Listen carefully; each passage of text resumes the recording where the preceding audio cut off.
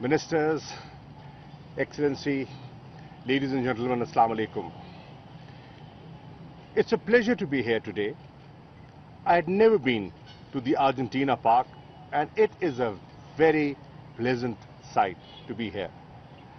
I thank you, Excellency, for this gift from the government and the people of Argentina for the people of Islamabad.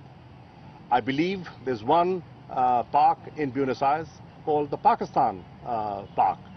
So that is a reflection of how deep and how old our goodwill is. We intend to promote it. Argentina is an important country, and we've enjoyed excellent bilateral relations with you. I was looking at the architecture in place for deepening our bilateral relations further. Fortunately, we have a bilateral political consultation mechanism in place. We've had, we need to have more regular meetings of that.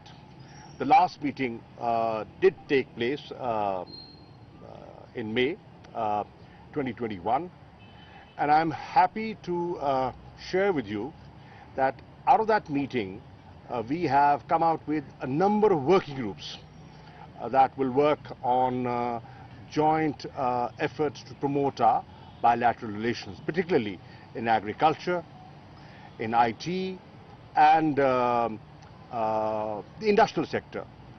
And with Sayyid Fakhr Imam Saab, the Minister for Food Security, he is the best person and very knowledgeable in this field of agriculture and food security.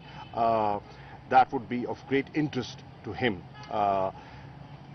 Primarily, we are an agrarian economy, and we have a lot to learn from Argentina. Your productivity, the way you have expanded, it is excellent.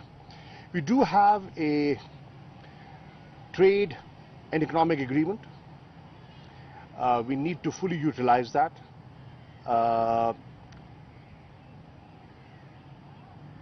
There is a lot of potential to enhance bilateral trade and attract investments. We need to reactivate the Joint Business Council. And I'm happy that there are a representative from the Senate who is also the chairperson of the Climate Change Committee in the Senate, and Zartaj Bibi, who is the Minister for Climate Change, representing the National Assembly. Fortunately, ladies, we have friendship groups in the Senate and the National Assembly, Pakistan-Argentina friendship groups. And there are such groups in Argentine Parliament as well. We need to enhance our parliamentary interaction and use parliamentary diplomacy to further strengthen our bilateral relations. We chose tree plantation simply to amplify the need to tackle the challenge of climate change. I remember in 2009, I was at the Copenhagen COP15 climate change conference. World leaders were gathered there, and scientists spoke about climate change. Many did not pay heed, did not pay enough attention to what they were saying. They were clearly saying, we are moving towards global warming. It will have an impact. This is 2009. And the global leadership in this room should wake up and do something about it. Pledges were made, pledges up to $600 billion, but they never materialized. So that was the lack of seriousness. And today, we can see the adverse impacts of global change and climate change staring us in the face.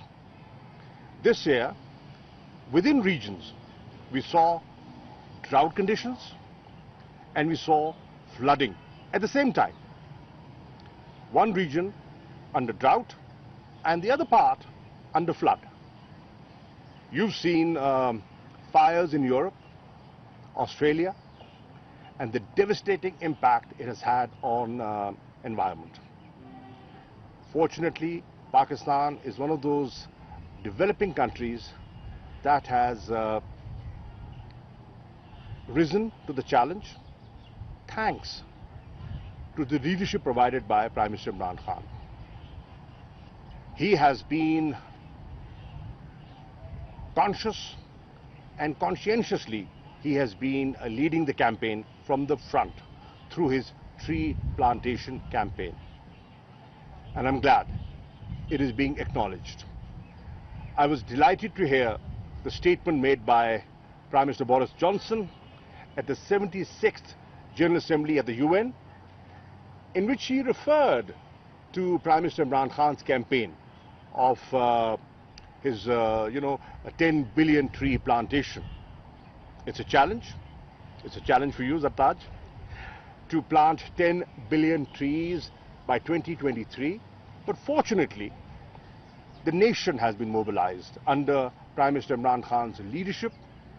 Every institution, colleges, schools, universities, civil society, they've all been mobilized and have been activated to contribute. With this, I think we should be able to somehow mitigate the impact, the adverse impact of climate change. It will have all kinds of, social and political impact.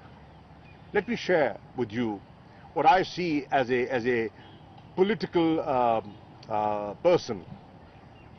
The adverse effect of climate on Indo-Pakistan relations. We share glaciers, and the fresh water for India, Pakistan is primarily from our glaciers. And the glaciers are receding at an alarming rate. At an alarming rate. So that means our region is moving from a water effluent to a water scarce region. Now, when that happens, there will be interstate issues on water.